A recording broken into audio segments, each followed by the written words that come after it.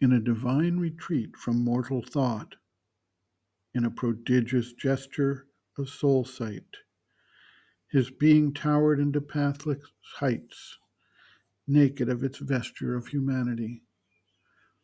As thus it rose, to meet him bare and pure, a strong descent leaped down, a might, a flame, a beauty half visible with deathless eyes, a violent ecstasy, a sweetness dire, enveloped him with its stupendous limbs, and penetrated nerve and heart and brain, that thrilled and fainted with the epiphany.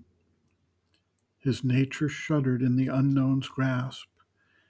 In a moment shorter than death, longer than time, by a power more ruthless than love, happier than heaven, taken sovereignly into eternal arms, held and coerced by a stark absolute bliss, in a whirlwind circuit of delight and force, hurried into unimaginable depths, upborne into immeasurable heights, it was torn out from its mortality and underwent a new and bournless change, an omniscient knowing without sight or thought, an indecipherable omnipotence, a mystic form that could contain the worlds, yet make one human breast its passionate shrine, drew him out of his seeking loneliness into the magnitudes of God's embrace.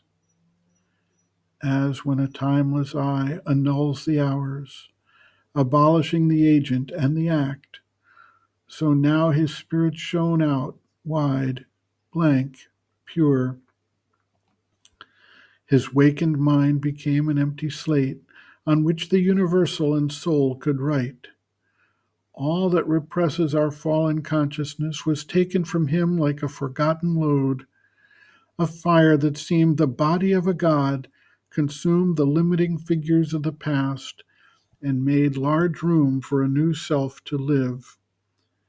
Eternity's contact broke the molds of sense. A greater force than the earthly held his limbs. Huge workings bared his undiscovered sheaths. Strange energies wrought and screened tremendous hands, unwound the triple cord of mind, and freed the heavenly wideness of a Godhead's gaze, as through a dress the wearer's shape is seen. There reached through forms to the hidden absolute, a cosmic feeling and transcendent sight. Increased and heightened were the instruments. Illusion lost her aggrandizing lens, as from her failing hand the measures fell. Atomic looked the things that loomed so large, the little ego's ring could join no more. In the enormous spaces of the self, the body now seemed only a wandering shell, his mind the many frescoed outer court of an imperishable inhabitant. His spirit breathed a superhuman air. The imprisoned deity rent its magic fence. As with a sound of thunder and of seas, vast barriers crashed around the huge escape, immutably coeval with the world, circle and end of every hope and toil, inexorably drawn round thought and act. The fixed immovable peripheries efface themselves beneath the incarnate's tread. The dire Valaman and the bottomless crypt, between which life and thought forever move, forbidden still to cross the dim, dread bounds, the guardian darknesses, mute and formidable, empowered to circumscribe the wingless spirit in the boundaries of mind and ignorance, protecting no more a dual eternity, vanished, rescinding their enormous role. Once figure of creation's vain ellipse, the expanding zero lost its giant curve.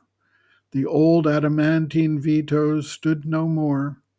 Overpowered were earth and nature's obsolete rule. The python coils of the restricting law could not restrain the swift arisen God, Abolished were the scripts of destiny. There was no small death-hunted creature more, no fragile form of being to preserve from an all-swallowing immensity. The great hammer beats of a pent-up world heart burst open the narrow dams that keep us safe against the forces of the universe. The soul and cosmos faced as equal powers. A boundless being in a measureless time invaded nature with the infinite.